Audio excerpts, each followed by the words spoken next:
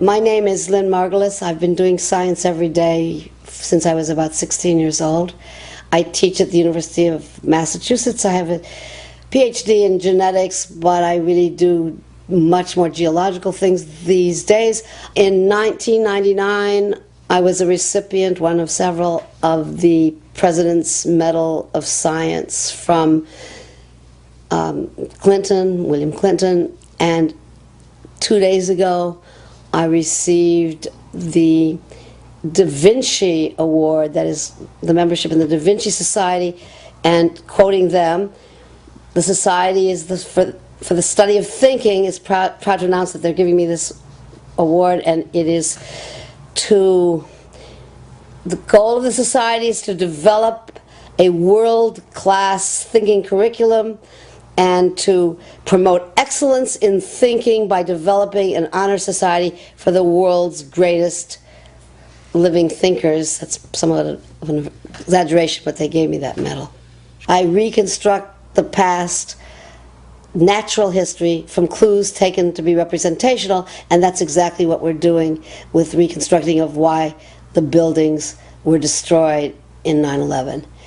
Taking clues that you think are representational. That's in a historical science, that's what must be done. The thing that's most important about science is that it's a way of knowing. And it's a way of knowing that anyone can participate in. Of course, they have to have some background and they always develop more. But it's a way of knowing about anything. And it's at the end of any kind of science activity, people will agree that they have collected evidence that illustrates a hypothesis, and if the evidence is contradictory to the hypothesis, one has to abandon that hypothesis and look for another one. And one must, in testing any hypothesis or trying to establish it, consider all of the relevant evidence, which may come from all kinds of places, observations, measurements, and so on. And insofar as people can be objective at all, they will come to the same sorts of conclusions. So science is a fundamentally useful and accurate and universal way of finding out about the world. So scientists always have to collect information, data, observations, and measurements around an idea that's being tested for its validity. And if all of those observations and measurements corroborate and are consistent with the basic idea, the idea then has got to be published and be available in an open and transparent way that others can criticize. If the hypothesis is really correct, the criticisms are stand up. That is, a scientist has no better friend than valid critics, appropriate critics to whom they respond. And if the criticisms lead to abandonment of the hypothesis because it doesn't fit, because the facts don't fit the idea, then the hypothesis must be abandoned and replaced with something more adequate.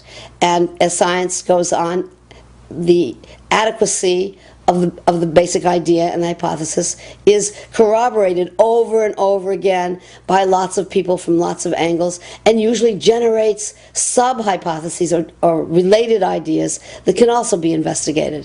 But of course, science is never secret when it's done right.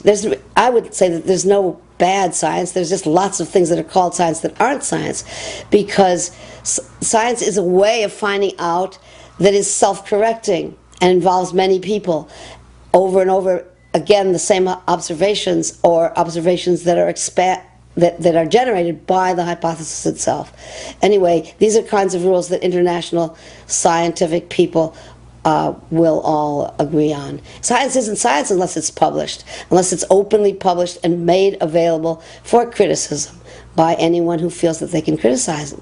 Okay, 3 buildings come down at almost the speed of free fall, which is the gravitational speed, and for 2 of them it's because airplanes hit them, and for the 3rd one it's a mysterious reason. That is, there's no really coherent hypothesis, except it's claimed that there are these fires in them.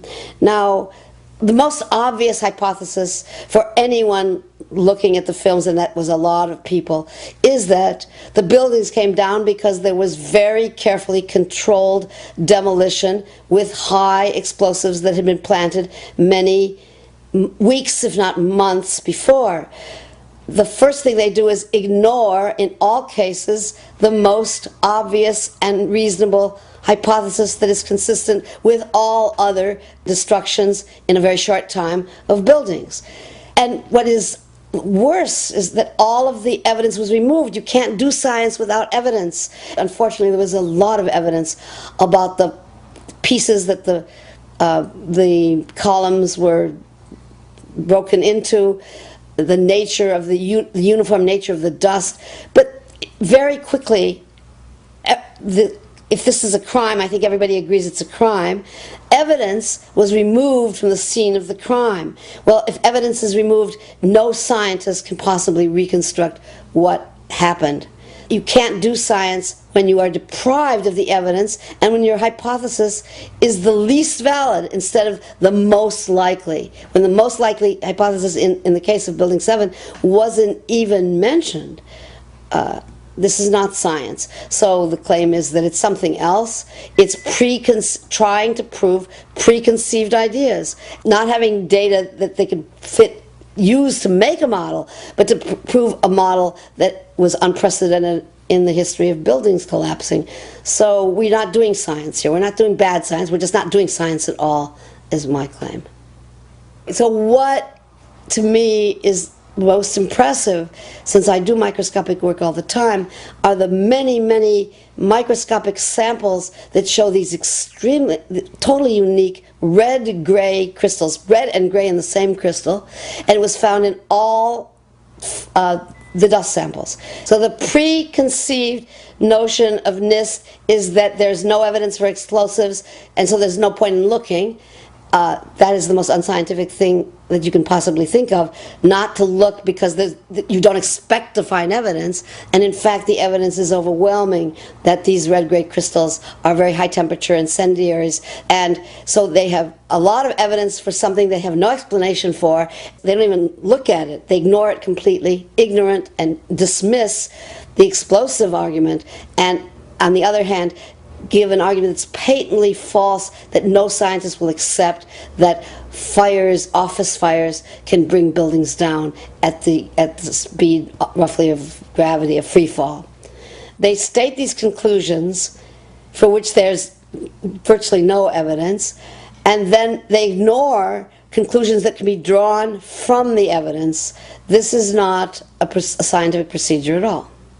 Rule number one, probably, of crime investigation is to collect at the scene of the crime as much evidence as possible for what happened.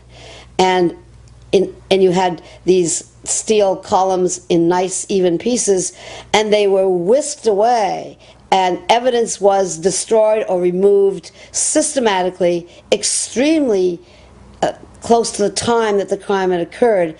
This is not only unscientific, it's illegal. Many witnesses, firemen and lots of people, described the flowing molten metal, iron or steel, at extremely hot temperatures. And John Gross categorically had not denied their observations, so that because their observations don't fit his preconceived notion, he not only ignored evidence, he denied evidence. That is exactly the opposite of science, which considers all of the evidence that can possibly be relevant and builds a hypothesis based on the plethora, the total of evidence. So clearly, if you have to lie or deny or ignore evidence, you are not doing science at all. What you're doing is lying, basically. So this is what NIST has done, denied and ignored crucial evidence. It doesn't fit their preconceived notions. So NIST hires this UL, this Underwriter Laboratories, and they do their work, and they show that the floors did not fail, they did not give way. And then NIST doesn't like that result because it doesn't fit into their computer model, so they ignore the real result, and they misrepresent provide evidence from authority that their computer model is right. Well, people do this every day, and they call it science. And the people who do it call themselves scientists. I claim they're not doing science at all. They're doing propaganda or publicity or whatever they're doing, but it's not science. It's not playing by the rules of science.